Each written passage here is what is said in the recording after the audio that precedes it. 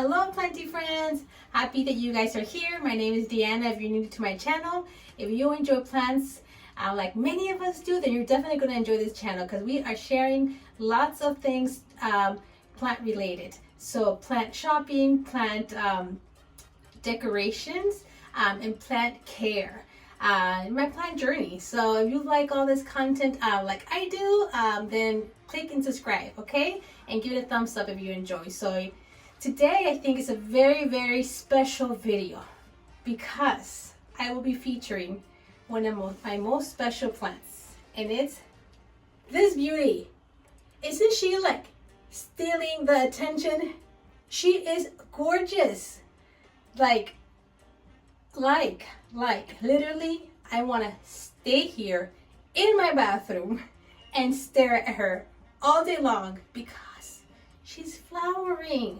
She is exploding with flowers, guys. Exploding, like, I don't know, 5 to 7 to 8 different peduncles, flowering peduncles. And I see new ones popping and I'm just like thrilled because I'm kind of like, I did it. I mastered, well, I don't know if I mastered it, but I achieved what a lot of us plant people want, a flowering Hoya. So I finally can share with you guys, tell you guys what I've done, what's made her so happy. So hopefully you guys can also make your Hoyas happy and enjoy these flowers. Because I'll tell you this, they are not overrated. I had heard about the excitement about flowering Hoyas, but now seeing it with my own eyes, it's like no other flower. Let me give you a close-up.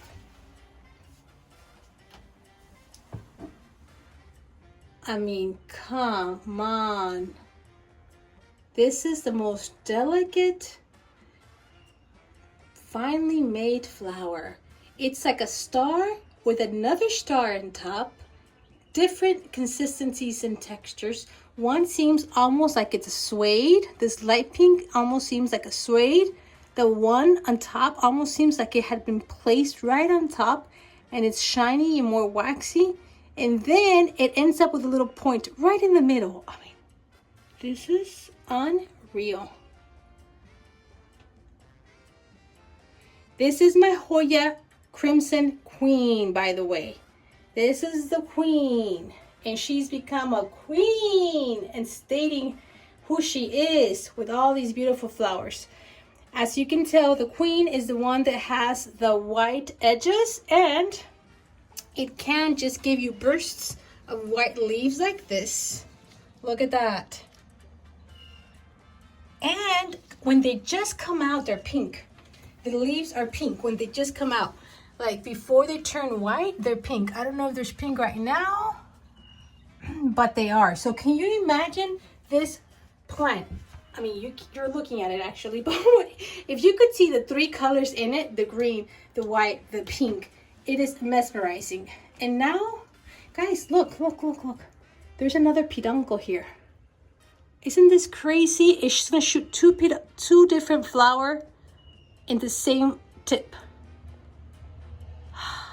Okay, so I want to talk to you guys about so far the flowers. Let's talk about the flowers, how peduncles look at the beginning, how they look second stage, third stage, fourth stage, and so on, okay? All the way to the end, because I basically have all the stages going on right now. So I want you guys to know, and that way you can identify if you have a peduncle or not in your Hoya. So here we see what a beginning of a peduncle. Can you guys see it? It's just like a little point with a circle, a little bump, circle pump in the end. That's the beginning stage of a peduncle. So later on, it's gonna look more like this, which I already showed you, right? It becomes a little longer maybe. And then you start seeing this.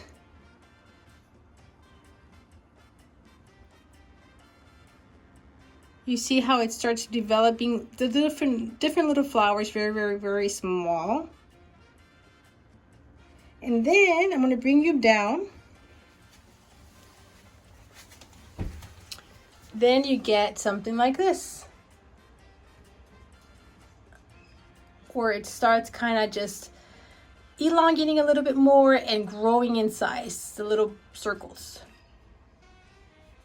And then one day you will see this and you will be, what is going on? It's like it's in there, but it's not opened up yet, and it's waxy and it's wild and it's beautiful. And then they're gonna start opening up and popping open. And I wanna say this would be a good demonstration of one, and it's prime, like the one I showed you at the beginning. They're all super open, super perfect, super happy. I am measuring that it's about oh look, this one's about to open. You see that? So that means all of these just opened probably a day ago or two.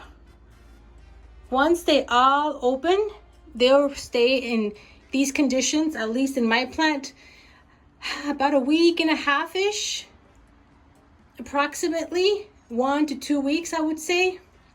And then they start kind of dying off a little bit. And I want to say this one's in that condition. You see how it's not super open? They're kind of, I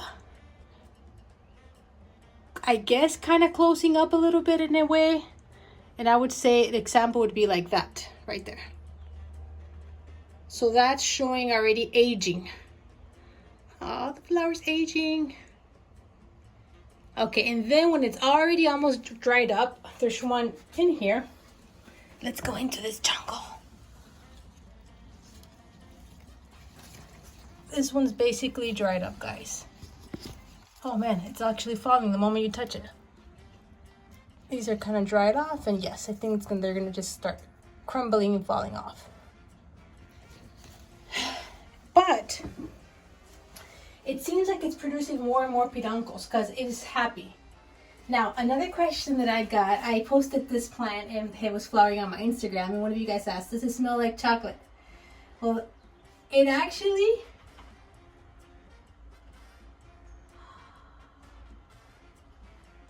you are transported. It's so hard to say the words, but yes, I think chocolate would be the only thing I can find that would describe it a little bit. Chocolate slash honey slash something you've never smelled before. That's what it is.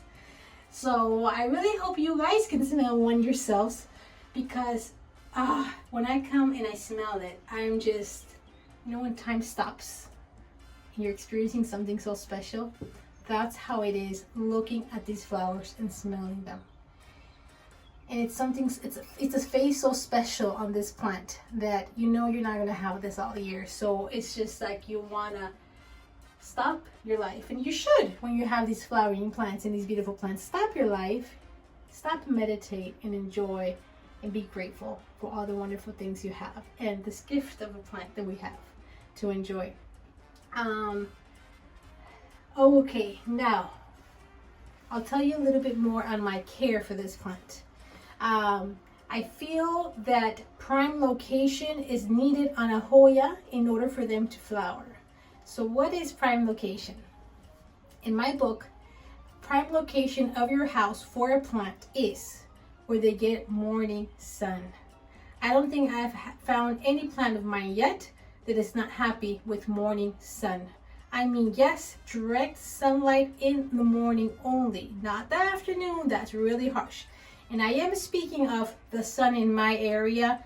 I am in North Carolina, United States. I don't know the sun, how harsh it can be in other areas. I imagine you do have to be careful according to where you're at. It can burn a plant in some areas. And if you're in doubt, maybe very bright but indirect, or maybe putting a little, some people use like a little sheer curtain, maybe if you have very, very harsh sun. And but so far, this one gets bright early morning. I want to say when the sun rises about 6:37, 7 a.m., it starts getting some direct sun rays. So they're still soft, but they are direct. And that's it. And it probably shines on it for, I want to say, 2 hours to 3 hours max. And that's the lighting situation where this Hoya has been flowering for me. I have other Hoyas that I don't have them in that circumstance with that bright, with that sunshine in the morning, and they have not been flowering. I do have one though, now that I remember, that is facing a south window, and what's the name of it? It's in my living room. If you guys haven't seen my houseplant tour, I invite you to see it. It's the part 2, and I do my hanging plants that are in my living room, and that does get some direct sunlight in the afternoon, and it did flower on me last year, but those flowers are not anything like this. What is this Hoya? DS70. It's a Hoya DS70. I don't think that one's known for the flowers being that special. It just wasn't a flower like this, guys. Okay, so that one I wasn't even too thrilled about. It was okay, but it wasn't. This is what I call a flower. Okay, flower. So sunshine on Hoyas, in my experience, has been very good to them. Or artificial lighting.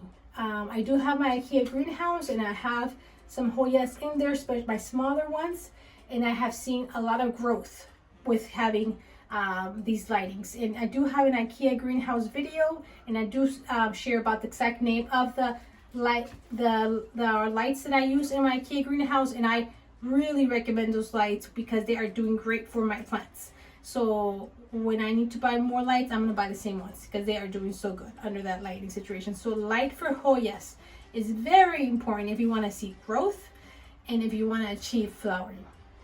Another requirement for a flowering Hoya is definitely going to be age. It will not flower when it's a baby, so it does have to reach a certain maturity. Now the exact years, I don't know, to tell you guys the truth.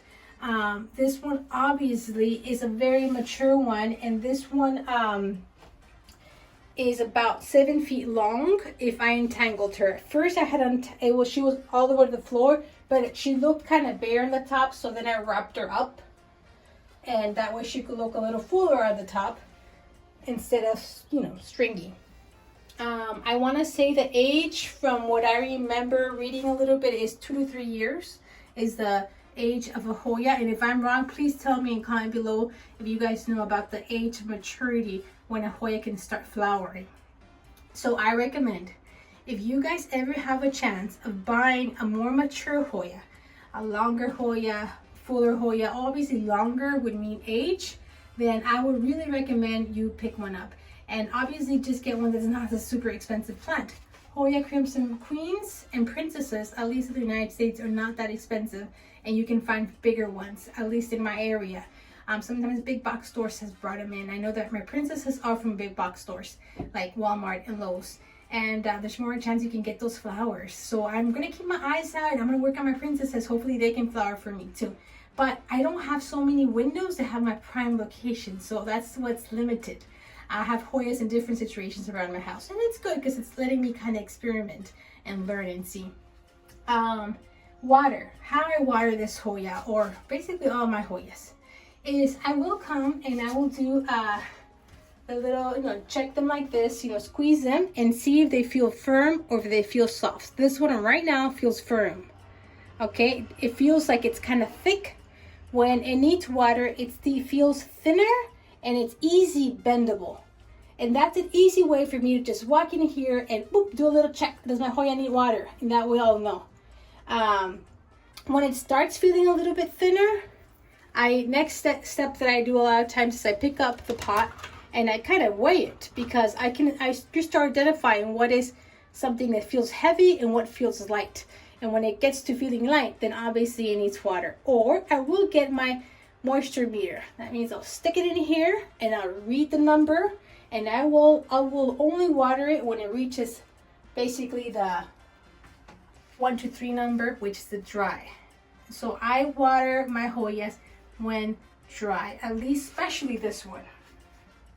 The one that I have experienced that I'm watering a little more often maybe is this one, my Hoya Hindu rope. I've noticed that obviously I have it in a terracotta pot versus back up here. This one is in a plastic pot and this one is a bigger pot. This one here is in a terracotta pot, and it's smaller, so it seems like it dries out faster. So I start seeing wrinkly leaves quicker. You see this is a wrinkly leaf? That's definitely a sign that it needs water. Wrinkling leaves. So this baby here will need water. Okay? It's hard. I don't do that test here of the leaves that often for this one. I kind of check for wrinkly leaves, and I've kind of now learned once a week I'm watering this one basically. But this here in this big of a pot, I want to say maybe it's once every, now that it's getting warmer, maybe every 3 weeks approximately. Maybe 2 to 3 weeks it's going to need water. Smaller pot, more often obviously. Down here, I do have some other Hoyas. My Hoya Krimson variegated. It's also in a terracotta pot. It's a very small pot. So this one needs water approximately once a week. And there is something deformed or not good of this one, of this new leaf that I gave. And it kind of shot two almost. Well, this one right after that one. And it kind of grew too quickly and it turned a little ugly. But I hear that some of these sometimes the shape, they don't keep the shape very, very good. But I'm happy with this one because this one was doing bad when I bought it like about a year ago. And it's still alive, so I'm really happy about this one. That's why she's in prime location, because she did go through a hard moment. And this is my Hoya Obobata. And oh, she's doing good. I got this one in the mail, and she was smaller, and I've gotten a lot of new leaves afterwards. You see that's a new leaf. Small little circle there. Little roots coming out. And new stem here. I'm not sure if that's the right word to say stem, but it's growing. A new little leaf here. It needs water. Not heavy. It needs water. It's crunchy, dry, yes. But I probably watered it about a week ago, so every week I probably have to come here and water these plants, but that's fine. Okay, another thing that I think has made these Hoyas very, very happy is, this is my philosophy, that I have opened this window. This window, I will, as soon as we were over winter and that it was maybe over 40 degrees during the night, I was opening the window sometimes. So that means it was maybe 50 degrees out there and I was opening the window. So it was getting temperature changes from 75 to maybe 50 at nighttime. I really think that triggered it to bloom, because in nature, wouldn't that happen in nature? It would fluctuate temperatures from daytime to nighttime. And unfortunately, I feel like a lot of our plants are inside our houses, and if we have the air conditioning on or the heater, they're staying in the same temperature. So it's hard for them to realize the different seasons. But I think this really sparked its life, and it sparked that it's spring and it's time to wake up. So I really feel that if I could, I would give all my Hoyas that. I would try to put them by a window where I could open it and close it and get some temperature changes. Of course, I would not do it if it's super cold outside where it's freezing. So normally under 40 degrees or under 45 degrees Fahrenheit would be too cold for a plant, and it could damage the plant. But after 45 degrees, it should withstand. Especially these that are a little bit thicker leaves, it seems like they do good. Now, not all the time can we open a window for different reasons, right? But if you could, I think that is something that makes them happy and they like it. So here's a thought that I wanted to share with you guys. So yeah. I am in love with Hoyas, and I am collecting different Hoyas. I'm not spending a lot of money for my Hoyas. I'm waiting until I find them in a good price. But that's why this Queen is not very expensive. The Princess is not very expensive, and they're one of my favorite Hoyas. They're easy care. I think plants that you don't have to water very often are easy care. Plants that require watering every 3 days, I'm over those. Thin leaves that dry off and crisp up so quickly, I'm over those because that's a lot of work. So Hoyas usually can withstand more time without being watered, and I think that's great. You know, I think that's really, really great. And if they're going to transport me with this beautiful smell and view, then I'm going to be very happy and I'm going to appreciate them a lot. So yeah, there you go. That's my little Hoya care. And look, I just want you to see how happy this one is. Look at that stem shooting out. And that's how it's been. It's been throwing out new stems and filling them up with leaves as time goes. So I know that this is very, very happy. When you see new growth in a plant, obviously that means it's doing good. You're doing it right. It's where it wants to be. If you see a plant is never growing, then you need to do something. You need to change something. Another thing I have experienced with my Hoyas is sometimes they're not doing anything. And I am giving them the light. They are in my IKEA greenhouse, humidity, lighting, and they're not growing. So the next thing I have experimented with is the fertilizing. I had been fertilizing them, but what I've done a little bit tweaking it is that now I have been letting them sit somewhere where they can get that water with fertilizer and let it soak up very well for about an hour, 30 minutes to an hour, and then I'll drain that water. And I've seen growth because it seems like that fertilizer really can soak in. Now, I'm talking about, for example, if I were to water this plant, it has this little plastic saucer, so I would let the water, after it runs off the water, I would not take it away and throw it away immediately. I would let it sit here for about 30 minutes to an hour. And then afterwards, I would throw it away, right? You don't want to let it sit there for overnight or for too many hours because it can cause root rot, right? But for 30 minutes to an hour should be safe. At least in my experience, I have not had any issues with root rot because of that. And I have immediately seen some growth and changes. So what fertilizer I use, guys, I've told you guys, I have been using fish emulsion. I picked up the one I could find in Walmart. I think it's Alaska, the brand. And I do approximately 1 teaspoon per quart. I don't measure it anymore. I kind of just squirt it in there. I know I want to do minimal. So I do about 1 teaspoon for 1 quart to 2 quarts. But if I'm really trying to get some growth, maybe 1 teaspoon for 1 quart. Now, I've also had this.